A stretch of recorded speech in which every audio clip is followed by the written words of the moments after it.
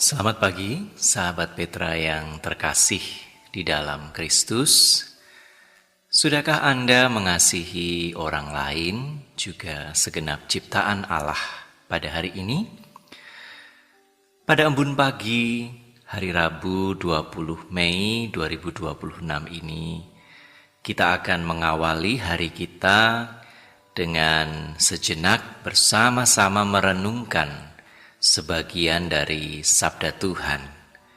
Bersama saya, Risang Anggoro Eliarso dari Gereja Kristen Jawa Condong Catur. Adapun tema renungan kita pada pagi hari ini adalah keadilan Allah, yang terutama didasarkan pada Injil Yohanes pasal yang ketiga, ayat yang ke-36. Nah, sebelum kita membaca dan merenungkan sabda Tuhan, mari kita terlebih dahulu bersatu di dalam doa, memohon pertolongan Tuhan. Tuhan, sejenak lagi kami akan membaca, mendengarkan serta merenungkan sebagian dari sabdamu. Tolonglah kami dengan urapan kuasa Roh-Mu yang kudus, sehingga kami dapat memahami kebenaran sabdamu. Tolonglah kami juga sehingga kami pun dapat memelihara serta mewujud nyatakan kebenaran sabdamu di dalam keseharian hidup kami. Di dalam nama Bapa dan Putra dan Roh Kudus kami memohon. Amin. Sebagaimana saya ungkapkan tadi, pada saat ini kita akan terutama memperhatikan sabda Tuhan yang terdapat di dalam Yohanes pasal 3 ayat 36. Yohanes pasal 3 ayat 36. Barang siapa percaya kepada Anak, ia beroleh hidup yang kekal. Tetapi barang siapa tidak taat kepada Anak, ia tidak akan melihat hidup, melainkan murka Allah tetap ada di atasnya. Demikianlah Injil Yesus Kristus. Diberkatilah saudari, saudara dan saya yang bersedia mewujud nyatakan kebenaran Injil di dalam keseharian hidup kita. Haleluya. Sahabat Petra yang terkasih, di dalam perbincangan mengenai pola asuh, dikenal dua pendekatan yang sangat kontras. Yang pertama adalah pola asuh otoriter yang membangun kepatuhan melalui imbalan dan hukuman, reward and punishment. Dalam hal ini anak-anak didorong untuk taat, terutama karena takut dihukum atau berharap diberi imbalan. Sebaliknya adalah pola asuh otoritatif yang berusaha untuk menumbuhkan kedewasaan dengan memperbincangkan konsekuensi alami, juga konsekuensi logis dari setiap tindakan kepada anak-anak. Sehingga tanggung jawab juga pengendalian diri dalam anak-anak tidak lahir dari ketakutan, melainkan dari kesadaran.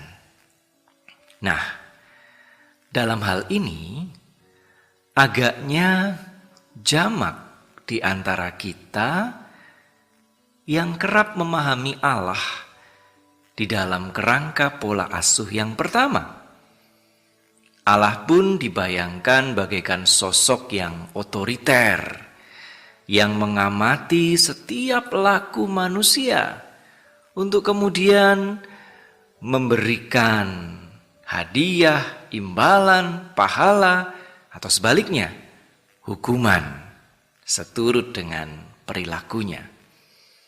Maka Yohanes 3 ayat 36 yang menjadi ayat nas kita pada kesempatan ini pun kerap dibaca dengan nada yang mengancam.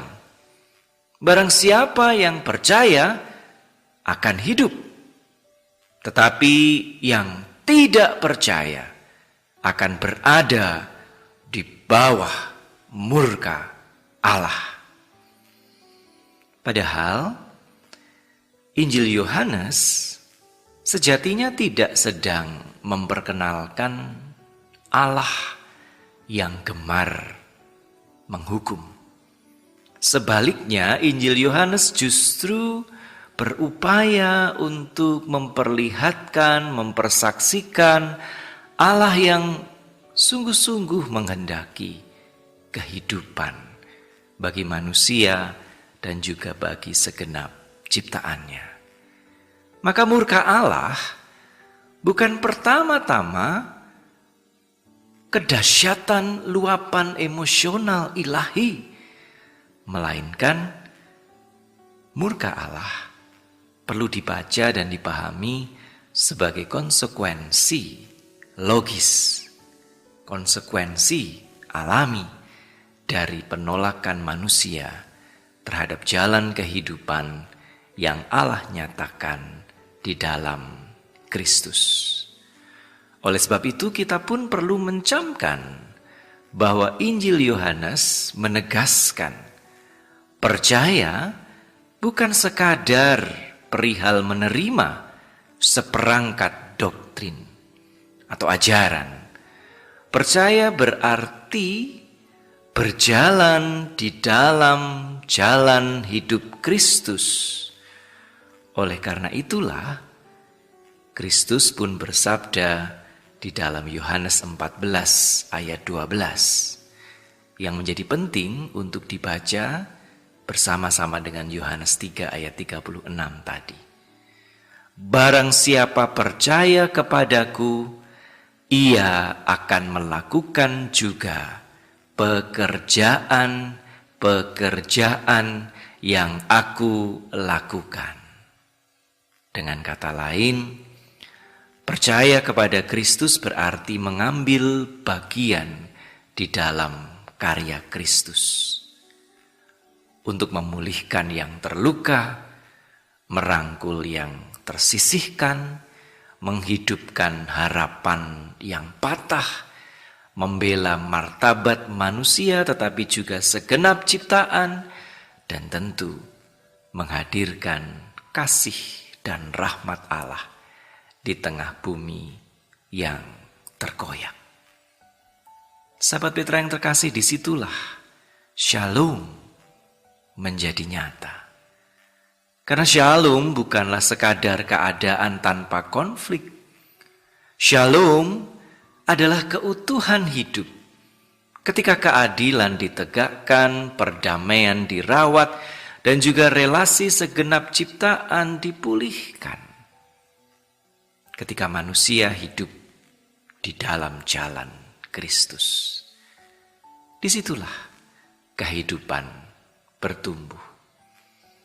Namun sayangnya manusia seringkali menolak jalan itu, sehingga keserakahan, kebencian, dan kekerasan pun dijadikan sesuatu yang wajar di dalam kehidupan bersama.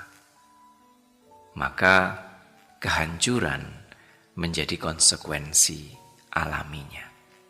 Dunia pun dikoyak oleh ketidakadilan, relasi dipenuhi oleh kecurigaan, alam dirusak tanpa belas kasihan, dan manusia hidup tanpa keutuhan. Itulah yang dimaksud oleh penulis Injil Yohanes sebagai murka yang tetap ada atas manusia. ketika kehidupannya tercerabut dari shalom. Nah, dalam hal ini, ironisnya gereja seringkali lebih mencerminkan pola asuh yang otoriter ketimbang otoritatif. Mimbar dipenuhi oleh ancaman-ancaman mengenai neraka. Ada kesaksian tentang pernah pergi ke neraka dan lain sebagainya. Tetapi sangat miskin perbincangan mengenai bagaimana keadilan Allah itu diperjuangkan di tengah dunia yang penuh dengan ketidakadilan ini. Kita sebagai umat kerap kali mendengar bahwa upah dosa adalah maut. Tetapi kita jarang diajak untuk memahami bagaimana dan mengapa ketidakadilan itu melukai bahkan merusak kehidupan bersama. Akibatnya, iman pun amat sangat sering diukur, ditakar berdasarkan kepatuhan-kepatuhan yang tampak bahkan administratif. Seberapa sering orang rajin hadir dalam ibadah, seberapa tekun orang memberikan persembahan. Tapi kita jarang berbicara tentang penderitaan manusia, apalagi alam yang ada di luar tembok gereja. Maka tidak mengherankan ketika belakangan ini negara pun juga semakin bergerak dengan logika yang serupa dan kita diam saja. Ketika ketertiban itu dipelihara melalui rasa takut lewat intimidasi, kritik itu dianggap sebagai ancaman, dan warga negara lalu dibentuk menjadi patuh. Kepatuhan yang disamarkan di balik topeng kedisiplinan, bukannya diajak untuk menjadi lebih dewasa dan kritis. Hukum pun dipakai terutama untuk mengendalikan, bukan untuk mendidik kesadaran moral publik. Dalam suasana demikian, ya, masyarakat mungkin di luar tampak tertib, di permukaan tampak patuh, tetapi sesungguhnya amat rapuh di dalam. Karena diliputi kecemasan, ada kemarahan yang tersembunyi, bahkan ketidakpercayaan satu sama lain. Sahabat Petra yang terkasih, keadilan Allah bekerja secara sangat berbeda. Allah tidak pernah memperlakukan kita manusia sebagai mesin kepatuhan. Allah memperlakukan kita sebagai pribadi yang dipanggil untuk bertumbuh dalam tanggung jawab. Karena itu, komunitas iman kita semestinya menjadi ruang-ruang dialogis. Ruang di mana orang belajar untuk memahami konsekuensi dari kebencian, keserakahan, ketidakadilan. Maka pendidikan iman pun tidak cukup untuk sekadar berhenti pada larangan ini dan itu. Tetapi perlu mengajak kita untuk melihat bagaimana kasih itu melahirkan keadilan, perdamaian, dan keutuhan segenap ciptaan. Demikian pula negara. Negara semestinya membangun warga, bukan sekadar mengawasi mereka. Demokrasi yang sehat tidak lahir dari ketakutan terhadap hukuman, apalagi kekerasan, melainkan dari kesadaran bahwa kehidupan bersama hanya dapat bertahan dan mekar ketika keadilan dirawat serta diperjuangkan bersama-sama. Sahabat Petra yang terkasih, pada akhirnya percaya kepada Kristus bukan terutama perkara untuk menghindari murka atau hukuman ilahi. Percaya kepada Kristus berarti berani mengerjakan pekerjaan-pekerjaannya.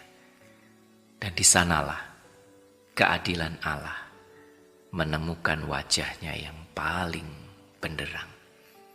Bukan dengan tangan besi yang menakut-nakuti kita, melainkan dengan tangan kasih yang membimbing setiap kita dan juga segenap ciptaan menuju kepada keutuhan kehidupan bersama. Amin. Kini kita akan kembali bersatu di dalam doa. Mari kita berdoa. Ya Bapa, sumber segala kehidupan dan keadilan, ajarilah kami untuk tidak hidup di dalam ketakutan, melainkan bertumbuh di dalam kasih dan tanggung jawab. Mampukanlah kami untuk memahami bahwa setiap pilihan hidup memiliki konsekuensi, baik bagi sesama kami maupun bagi segenap ciptaan-Mu. Ya Kristus Sang Raja Damai, bentuklah kami menjadi pribadi-pribadi yang melakukan pekerjaan-pekerjaan-Mu, yang merawat mereka yang terluka, membela mereka yang tertindas, serta menghadirkan damai yang sejati di tengah dunia yang sedang dikoyakkan oleh kekerasan dan ketidakadilan ini. Ya Roh Kudus, Roh kebenaran dan kehidupan, lembutkanlah hati kami yang gemar menguasai dan menghakimi. Tuntunlah gereja-Mu, juga segenap anak bangsa, untuk tidak membangun ketertiban melalui ketakutan dan ancaman, melainkan menumbuhkan kehidupan bersama yang penuh kasih, melalui dialog, melalui keadilan, di dalam persekutuan Allah Tritunggal.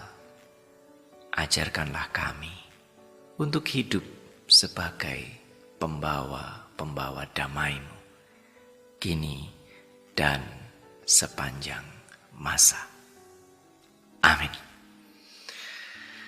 Demikianlah sahabat Petra yang terkasih di dalam Kristus, embun pagi kita pada hari Rabu 20 Mei 2026 ini. Saya Risang Anggoro Eliarso dari Gereja Kristen Jawa Condong Catur mohon diri. Kiranya rahmat Tuhan kita Yesus Kristus, cinta kasih Allah dan persekutuan Roh Kudus senantiasa ada beserta kita dan orang-orang terkasih kita. Sampai jumpa di kesempatan yang lain. Berkah dalam